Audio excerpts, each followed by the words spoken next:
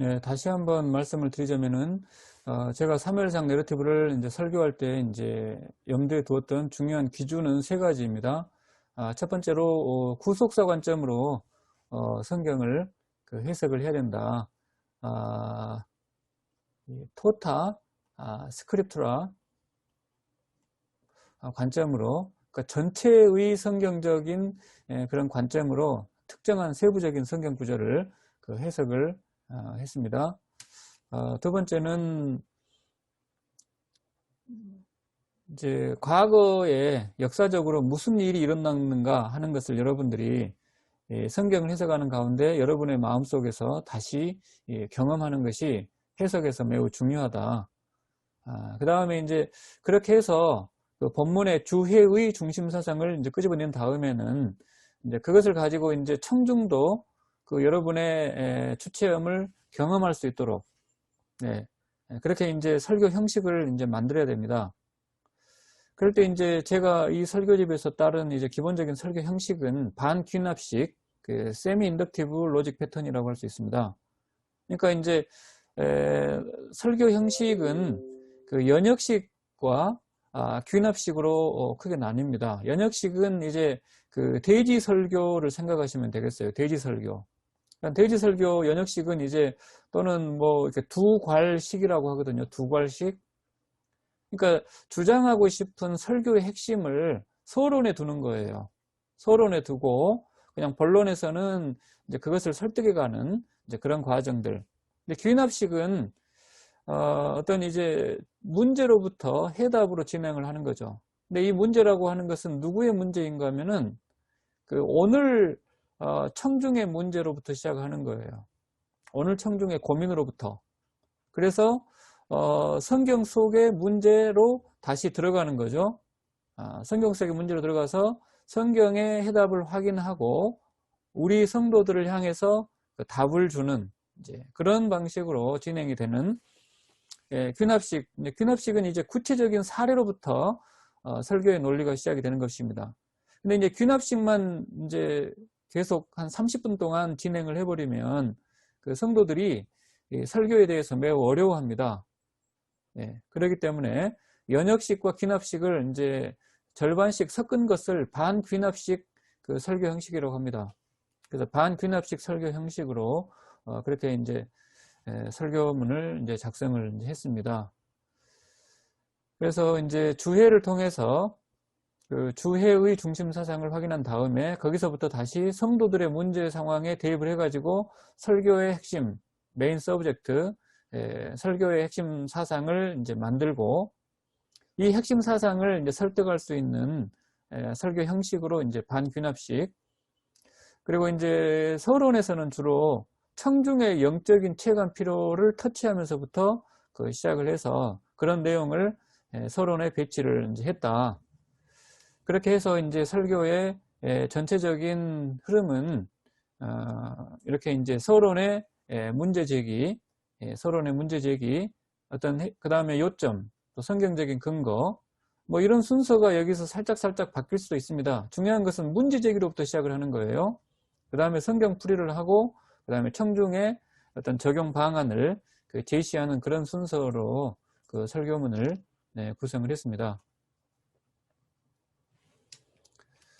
그렇게 해서 이제 여러분의 이제 그 책의 45페이지로 첫 번째 설교 문으로 1장으로부터 바로 들어가겠습니다. 1장의 내용은 사무엘상 1장 그 1절부터 이제 12절까지의 내용입니다. 전체적인 내용은 이제 1절부터 이제 그 가문의 족보가 소개되고 두 아내가 있었다. 분임나와 한나가 있었다. 한나에게는 자식이 없었다. 매년 성읍에서 나와서 실로에 올라가서 예배를 드렸다. 그런데 엘가나가 이제 그 분깃을 나눌 때 분임나와 가족들한테는 제 몫을 주는데 한나에게는 갑절을 주었다. 이제 그런 내용이 나옵니다. 그리고 이제 그에 대해서 이제 분임나가 불평을 하면서 분인나와 한나가 싸웠다는 이야기, 매년 그런 식으로 해가지고 울고 먹지 아니하고 남편의 위로가 있었다, 이런 내용이에요. 이게 이제 문학적인 이제 내용인데, 문학적인 내용으로부터 그 역사적인 사건으로 들어갈 때 여러분들이 반드시 통과해야 되는 것이 그 문학적인 어떤 구조입니다. 구조. 그러니까 문학적인 구조, 그 본문의 구조가 어떤 방식으로 배치가 되어 있는가 하는, 그걸 통해서 추체험을 하는 것이다, 그런 내용을 지난번에 그 말씀을 드렸는데, 그 역사적으로 이제 또 확인을 해야 될 것이 있고, 또 문학적으로 확인을 해야 될 것이 있고, 그럼 이제 문학적으로 굉장히 좀 특이한 것이, 여러분의 이제 책에도 54페이지를 보시면 제가 써놨습니다만은, 오늘 본문이 참 재미있는 것은 5절과 6절에 보시면 여호와께서 그에게 임신하지 못하게 하셨다는 구절이 2번 반복이 됩니다. 그러니까 이게 이제 대조법을 쓰고 있는 거예요. 대조법. 여호와께서 그에게 임신하지 못하게 하셨다라고 하는 구절이 2번 반복이 되고 있어요. 보시면은 그 5절 하반절에 그러나 여호와께서 그에게 임신하지 못하게 하시니, 또 6절 상반절에 여호와께서 그에게 임신하지 못하게 하심으로, 두 구절이 반복이 되고 있어요. 그러니까 이 반복이 되고 있는데 5절 하반절하고 6절 상반절이 같은 구절이 반복이 되고 있습니다. 임신하지 못하게 하셨다, 하나님께서 임신하지 못하게 하셨다, 반복이 되고 있는데, 이게 이제 그 5절 하반절이 이제 걸리는 내용은 무엇인가 하면은, 그러니까 그 엘가나가 한나에게는 이제 두 몫을 주었다는 이제 그런 내용이 나옵니다. 한나에게는 갑절을 주었다, 사랑한다, 그러나 여호와께서 그에게 임신하지 못하게 하셨다. 또 6절 상반절을 보게 되면 또 같은 내용이 반복이 되면서, 그것이 이제 어디에 걸리는가 하면은, 그의 적수인 분인나가 그를 심히 격분하게 하여 괴롭게 하였다. 그러니까 여기서는 엘가나 이야기를 하고 있어요. 엘가나 이야기를 하고 있고, 여기서는 누구 이야기합니까? 분인나 이야기를 하고 있어요. 그러니까 엘가나가 한나에게 2배를 주는 거하고 여호와께서 임신하지 못하게 하셨던 거하고 이게 이제 연결되어 있습니다. 그리고 이 같은 내용이 분인나가 한나를 이제 격동시키는 것과 연결되어 있어요. 잘 생각을 해보시면 돼. 잘 생각해 보시면. 무슨 뜻인가 하면은, 엘가나가 한나를 생각할 때는 너무나 불쌍한 거예요. 너무나 불쌍해. 왜 불쌍한가 하면은, 우리 집에 시집 왔는데 여호와께서 임신을 하지 못하게 하셔가지고 지금 애도 못 낳고 체면이 말이 아닌 것이 너무나 불쌍해. 그러니까 하나님의 시선으로 저희 남편 엘가나는 하나님의 시선으로 그 아내를 바라보면서, 이게 이제 간격이 느껴지잖아요. 하나님의 시선은 높은데 또 현실은 굉장히 낮아. 그러니까 그 간격 때문에 너무 불쌍한 느낌이 들어가지고 따블을 줍니다. 그런데 이제 같은 것이 뭐냐면은, 분인나로서는 한나를 이제 저주하는 이유가 돼요. 이유가 돼. 그러니까 이유가 되는데, 이제 저는 이유로 해석을 하지 않아요. 왜냐하면 여호와께서 한나에게 임신하지 못하게 하셨다. 그러니까 분인나가 화가 났다? 임신하지 못하게 하신 것이 분인나가 화를 낼 이유는 아니죠. 그러니까 그런 말로 키라는 이제 키라는 이 히브리어 접속사가 이유가 아니고 이제 수단으로 저는 해석을 하거든요. 그러니까 분인나가 한나를 격동하게 하는 이유는 성립이 안 돼요. 수단으로 한나를 저주하는 거죠. 그러니까 분인나가 한나한테 또 가족들한테 뭐라고 말을 했는가 하면은, 여호와께서 임신하지 못하게 하셨는데 왜 당신은 따블을 주느냐? 당신이 하나님을 대적하느냐? 저 여자는 저주받은 여자인데 왜 당신이 그 저주받은 여인을 세워주느냐? 당신이 하나님을 대적하겠느냐? 이런 말을 하는 거예요. 그런 말로 한나를 갈군다는 거예요. 그러니까 이게 이제 행간을 읽는 방법입니다. 행간을 읽는 방법이에요. 이것이 이제 그 한나가 굉장히 힘들어하는 이유이고, 그 다음에 이제 뒤로 가게 되면은 이제 한나가 하나님께 이제 기도를 이제 하게 되는 이제 하나의 그 기도가 단순한 기도가 아니고 그 심정을 통하는 이제 그런 기도로 발전하게 되는 이제 하나의 계기가 됩니다.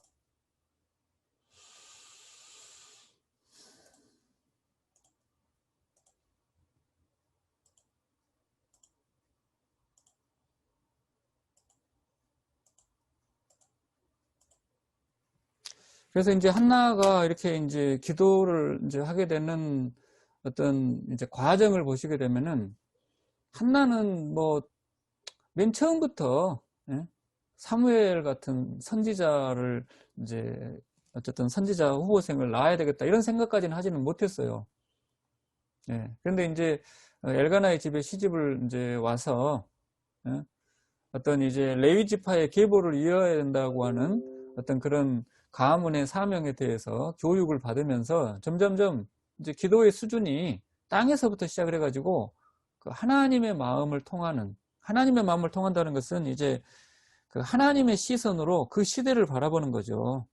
하나님의 시선으로 그 시대는 어떤 시대인가 하면은 하나님께서 이제 모세 같은 선지자를 보내겠다고 약속을 했는데 그 약속이 이루어지지 않고 있는 그 비참한 저주받은 시대, 그 저주받은 시대를 향해서 하나님께서 다시 한번 우리 가문에 레위 가문의 영광을 회복시켜 주시기를 기도하는 그런 마음으로 바뀌어가 버리는 거예요. 그런 그 과정들이 지금 이제 본문에 소개가 되고 있다 하는 것입니다. 자, 설교문으로 다시 돌아오겠습니다.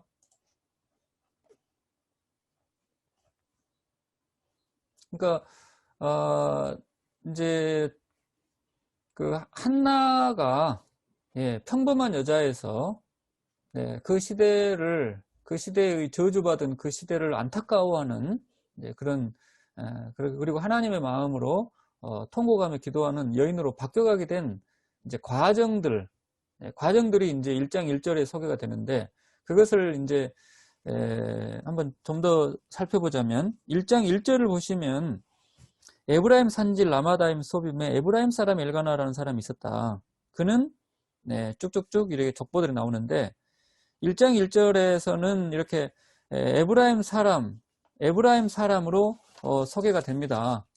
하지만 이제 여러분들이 주석서를 좀 더 보시고 살펴보시면은 이게 이제 에브라임 지파가 아니고 이 사람들은 역대상을 보시면 역대상 입장을 보시게 되면 이 사람들은 레위 지파의 후손이에요. 그래서 이제 당시 이제 그 이스라엘 백성들이 이제 가나안 땅에 이제 들어와가지고 이렇게 12지파 땅을 나누잖아요. 12지파 땅을. 그래서 이제 에브라임 사람들은 주로 이제 중앙 산악지대에 거주합니다. 그러다가 여기에 이제 에브라임 지파가 이제 다른 지파하고 전쟁을 하게 되면서 여기 에브라임 사람들이 많이 죽게 돼요. 그러면서 여기에 이제 빈집이나 빈 토지, 주인 없는 토지들이 발생을 할 때 레위 지파들 중에서 그러니까 현직의 직분을 가지고 있는 현직 제사장하고 무임 제사장으로 시간이 흐르면서 나뉘면서 무임 제사장들은 벌어먹을 것이 없잖아요. 그러니까 목사 한 수는 받았지만 그 사역을 할 데가 없는 거예요. 그러니까 이 사람들은 사례를 받지 못하잖아요. 그래서 이 사람들이 에브라임 지파 사람들이 살았던 그 빈 집, 빈 토지로 많이 흘러 들어오게 됩니다. 사사시대 사사기를 보면은 그래서 이제 언제부터 여기 살기 시작했는가 하면 1장 1절 보시게 되면은 그 엘리후 손자 도후, 그러니까 증조 할아버지, 고조 할아버지 때부터 이렇게 들어와 살기 시작을 해요. 그래서 그때 당시는 그 거주지가 이제 이 사람의 정체성이에요. 거주지가 정체성입니다.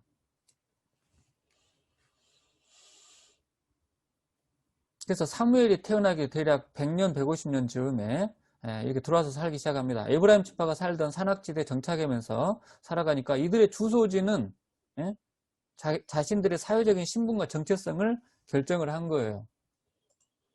그래서 속사람은 레위 지파지만 겉사람은 에브라임 사람으로 불리면서 사는 거예요. 이런 것이 이제 우리가 설교를 할 때에는 이제 본문에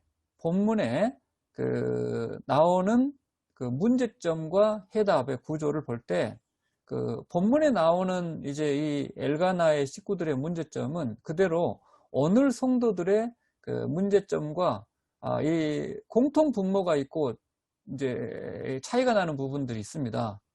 이제 그것을 이제 잘 볼 줄 알아야 돼요.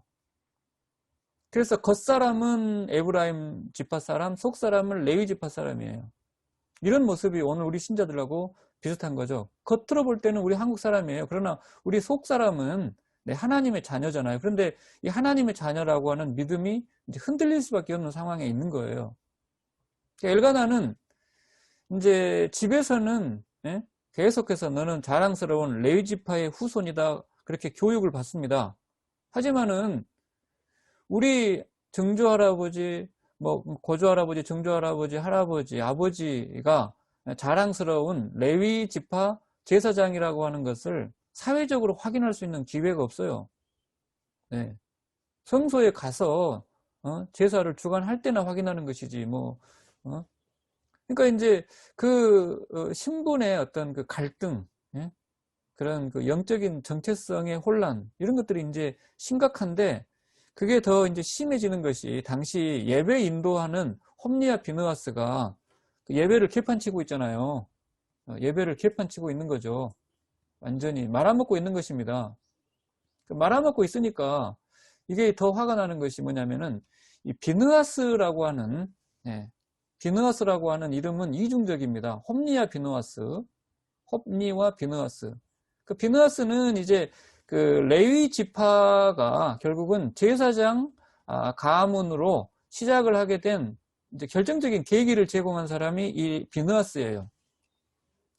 비느하스가 이제 광야 시대 민수기에 보시게 되면 이스라엘 백성들이 이제 행음을 할 때 그 거룩한 분노심으로 성령의 감동으로 창을 들고 가서 그 장막에 들어가서 남녀를 찔러 죽이면서 전염병이 멈추어집니다. 그때 하나님께서 너가 하나님의 영광을 보존하려는 그 열망이 아주 훌륭하니까 너는 농사 짓지 말고 일하지 말고 대대로 성전에서 하나님의 영광을 위해서 예배를 인도하는 제사장이 되거라 이렇게 해주는 거예요.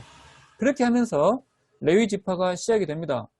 그런데 시간이 흘러가지고 엘리가 이제 제사장이 된 다음에 첫째 아들 이름은 홈니라고 지어요. 홈니, 손바닥.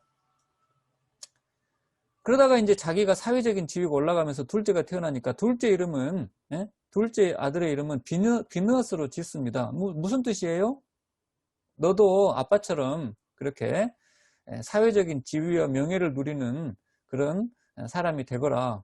이렇게 해서 이름을 지어주는데 이제 문제는 이 홈리와 비느하스가 이 제사를 주관을 할 때 성폭행을 하고 막 온갖 죄를 짓고 있을 때 이게 이제 마음속에 이 비느하스 할아버지를 존경하는 엘가나의 입장에서는 진짜 이 미치고 팔짝 뛰는 상황이 일어나는 거죠.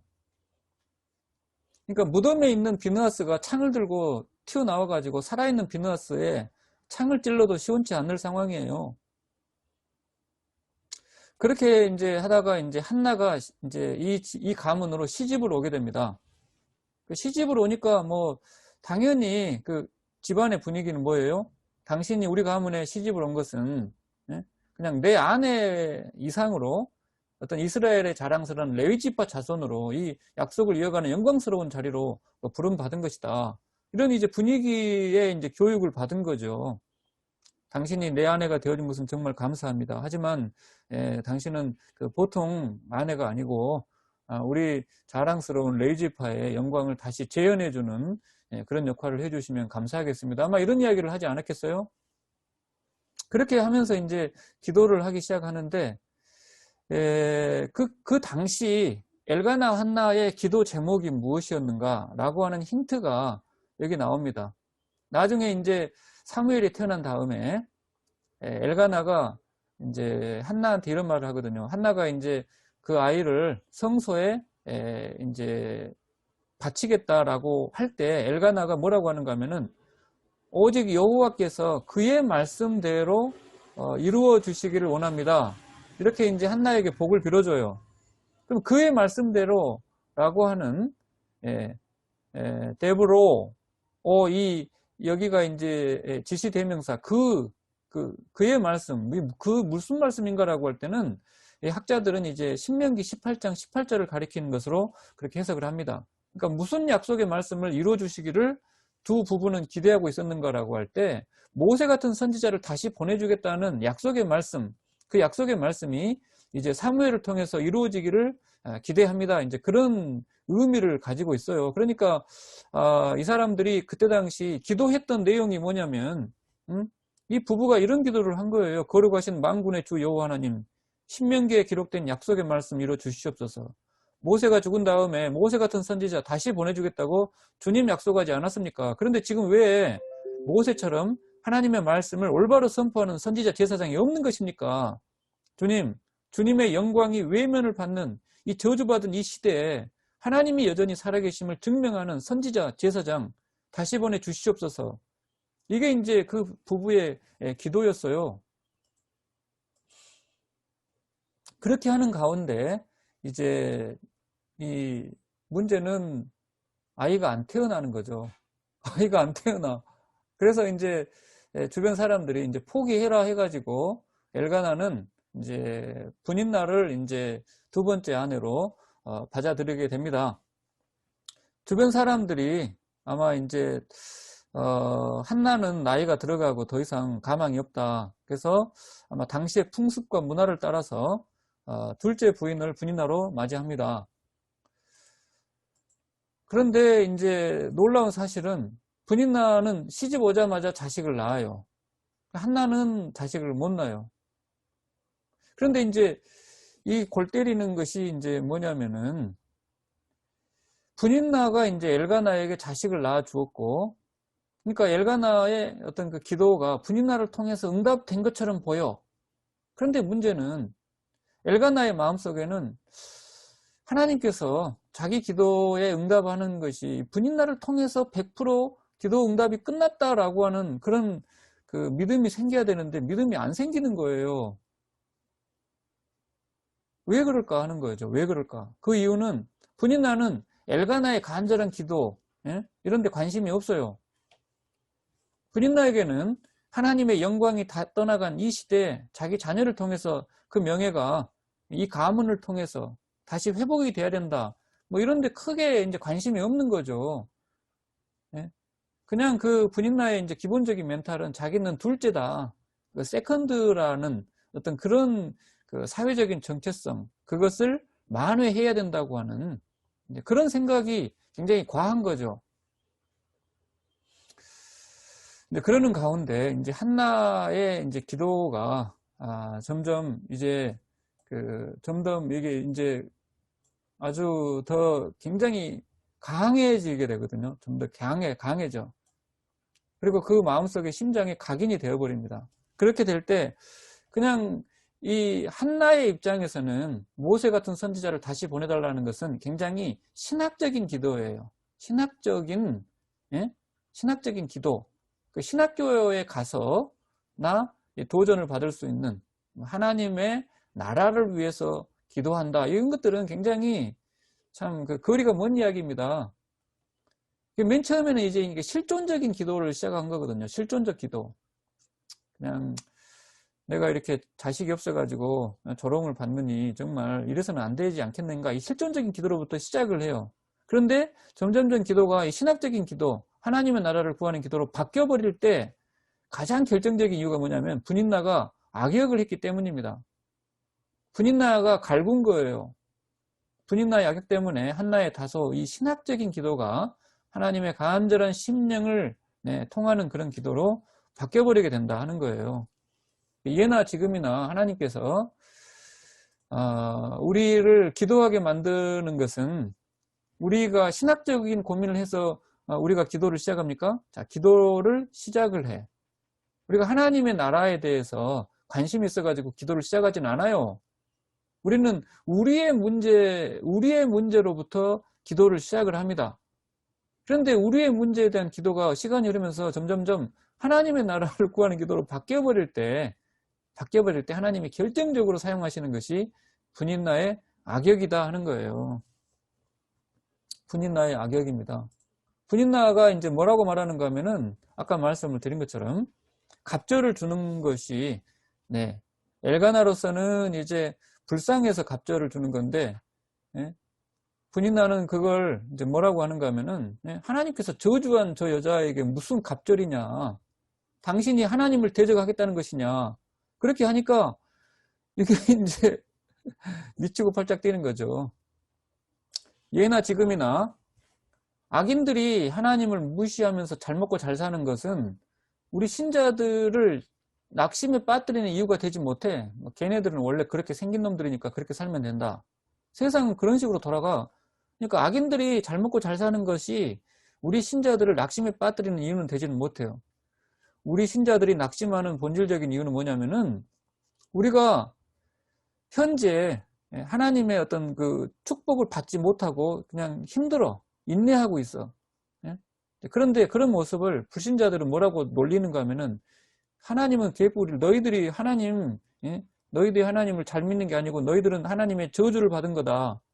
하나님을 믿으려면은 제대로 믿어야지 그게 무슨 하나님 믿는 것이냐. 이렇게 조롱을 할 때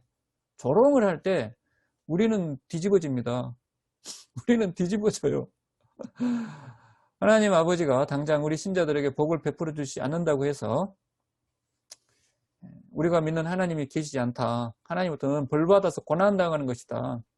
이렇게 비난을 할 때 우리는 정말 절망적일 수밖에 없어요. 예수님이 십자가에서 이런 싸움을 싸십니다. 네가 정말 하나님의 아들이라면 십자가에서 당장 내려봐라. 같은 싸움을 특히 이제 한나가 감당을 하고 있습니다. 네가 무슨 하나님의 은혜냐. 그리고 남편한테는 당신이 하나님을 대적하겠다는 것이냐. 뭐 이런 이야기를 이제 하는 거죠. 그렇게 해서 이제 기도를 이제 합니다. 기도를 하는데 이제 기도할 때는 성경적 근거가 있어야 되잖아요. 그 성경적 근거가 뭐냐면은 모세오경의 말씀에 창세기 21장 아브라함의 아내 사라도 하나님 은혜로 낳았지 않느냐. 야곱도 그렇게 하나님께서 노년에 또 태를 열어주셔가지고 라헬이 또 이제 낳지 않았느냐 하는 이런 그 성경적 근거를 가지고 기도를 이제 합니다. 이 과정에서 우리가 통과해야 되는 것이 뭐냐면 기도응답이 지체된다는 겁니다. 기도응답이 지체되면 그냥 기도를 이제 포기를 해버린다면 그것은 인간적인 소원이에요. 그런데 기도응답이 지체가 되어도 기도하는 걸 포기하지 않아. 계속 기도해. 그것은 하나님이 우리 마음속에 도장을 찍어준 이제 그런 그 기도입니다. 우리 마음의 소원을 품도록 간섭하신 하나님, 반드시 성취하시는 하나님이시다. 그렇게 해가지고 이제 그 서원 기도를 이제 합니다. 서원 기도. 그 서원 기도의 의미는 두 가지입니다. 첫째는 내 인생의 미래의 운명을 하나님께 완전히 맡겨버린다는 이제 그런 의미가 있습니다. 두 번째는 이제 하나님께서 미래를 이제 하나님께서 응답이 되지 않는다 하더라도 기도 응답이 되지 않는다 하더라도 그것은 하나님 문제지 내 문제가 아니다. 하나님이 반드시 응답하실 수밖에 없는 그 미래 시점으로 미래의 기쁨과 영광의 관점으로 오늘 해답이 없는 현재를 살아가겠다. 그렇게 이제 굳게 다짐을 하는 것이다. 그렇게 해서 이제 결론 적용점으로 이제 우리도 지금 이 시대 이가봇의 시대를 살고 있습니다. 지금 하나님의 영광이 떠나간 저주받은 이가봇의 시대, 카보드의 시대로 그렇게 우리가 이제 기도를 해도 잘 바뀌지 않아요. 왜 하나님께서는 이 저주받은 받은 것처럼 보이는 그런 이 시대를 우리로 하여금 살게 하시는가? 네. 그것은 이 과정을 통해서 참 믿음의 사람을 걸러내기 위함입니다. 참 믿음의 사람을 걸러내도록 하기 위함입니다. 그 세상 모두가 주님의 영광을 대적한다 하더라도 우리만큼은 주님 편에 서도록 하시고, 그래서 주님의 영광이 온 세상 덮는 것을 목격을 하고 그것을 증언하는 사람으로 우리를 만들기 위해서 그렇게 저주받은 시대를 살게 하시는 것이다. 이렇게 이제 설교를 마무리할 수 있겠습니다.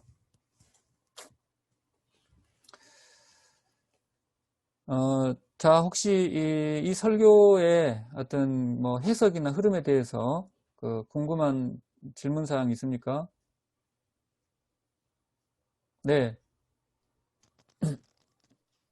교수님, 제가 이 책을 좀 미리 읽어봤었는데요. 네. 그 교수님께서 아까 이제 행간을 읽는다라고 말씀을 하셨어요. 그리고 네. 분인나가 어떠한 악역을 했을 건지에 대해서 이렇게 구체적으로 이야기들을 해주셨는데, 사실 그 예를 들어서 이제 남편에게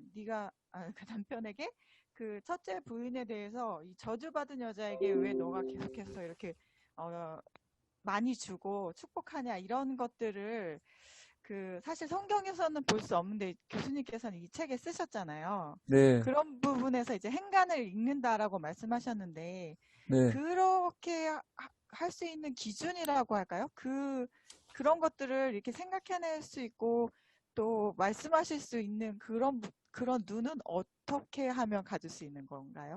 그건 너무 너무 제가 살아온 행간의 세월을 너무 간단하게 이렇게 좀 이렇게 무시한다고 하면 좀 그렇고, 어쨌든 너무 생략을 해버리고 답을 요구하셔서 쉽지는 않습니다. 그러나 여기 써졌잖아요. 네, 5장. 그러니까 성경이 그 일단 반복을 할 때에는 그 행간을 이제 축약을 해놓은 거거든요. 왜냐하면 같은 말을 반복을 할 이유가 없어요. 성경은 단 한 구절 1.1핵이라도 빼야 될 이유가 없이 다 찍어놨습니다. 그러니까 그 부분을 이제 파헤쳐야죠. 왜 똑같은 말을 반복을 하는가? 그럼 이제 그 이유는 키라는 접속사로 연결되어 있거든요.